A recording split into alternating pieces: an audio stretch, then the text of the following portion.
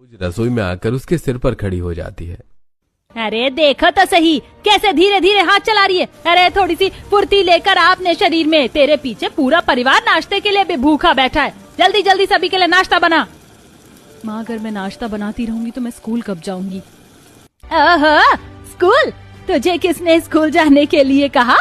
तू स्कूल जाने के लिए नहीं बनी, तू घर के काम काज के लिए बनी है। कोई पढ़ाई लिखाई शादी के बाद काम नहीं आएगी। तुझे यही सब शादी के बाद करना है, चूल्हा चौखा।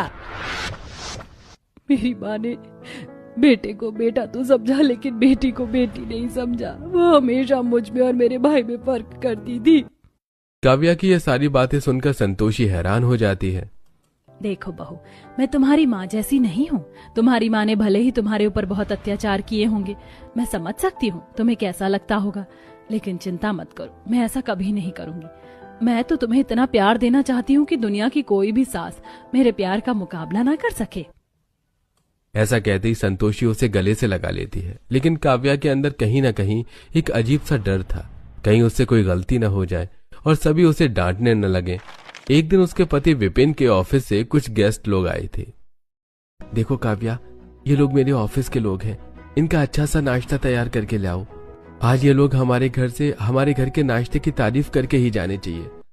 विपिन की बात सुनते ही घर आए सभी गेस्ट मुस्कुराते हैं और इधर हड़बड़ाहट में काव्या रसोई में आती है और नाश्ता बनाना शुरू करती है। उसके थोड़ी देर बाद ही संतोषी रसोई में आकर काव्या को एक क्रॉकरी का सेट देती है। बहू देखो, मैं तुम्हारे लिए क्या लेकर आई हूँ। ये बहुत ही कीमती क्रॉकरी का सेट है, तुम्हारे बाबूजी ने मुझे गिफ्ट के तौर पर दिया था। मैंने इसे बहुत संभाल के रखा था।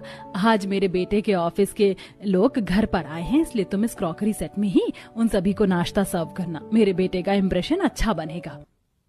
संतोषी ऐसा कहकर क्रॉकरी का सेट काव्या के हाथों में पकड़ा देती है, लेकिन जाने अनजाने में काव्या के हाथों से क्रॉकरी का सेट छूट जाता है और वो नीचे गिरते ही टूट जाता है। हे भगवान, ये सब क्या हो गया? ये सब आज ही होना था क्या? माँ जी मुझे माफ कर दो, मैंने ये क्रॉकरी का सेट जानबूझकर नहीं तोड़ा। ये तो बहुत ही महंगा लग रहा था, मैंने तो बहुत बड़ा नुकसान कर दिया।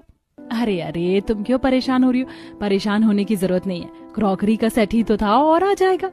कई बार तो ऐसा होता है, जब मुझे क्रॉकरी का सेट बदलना होता है तो मैं जानबूझकर क्रॉकरी तोड़ देती हूँ, है ना अच्छी बात? इसी तरह तुम्हें भी घबराने की जरूरत नहीं है। काव्या बहुत ज्यादा घबरा रही थी। उसी टाइम उसकी नंद प्रियांशी भी वहां आ जाती है और अपनी भाभी की हालत देखकर वो बहुत प्यार से उनसे कहती है, भाभी आपकी हालत मुझे ठीक नहीं लग रही, आप मेरे साथ चलो। नंद जी, आप मुझे कहाँ लेकर जा रही हो?